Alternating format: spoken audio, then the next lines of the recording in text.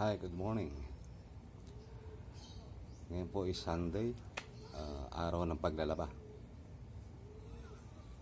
Maglalaba muna tayo. And coffee.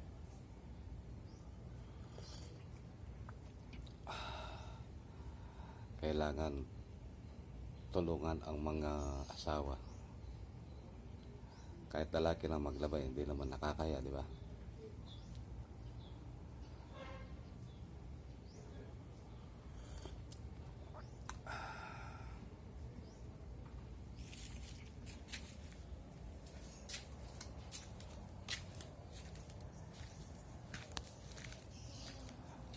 Say good morning, Austin. Good morning, Austin. Good morning.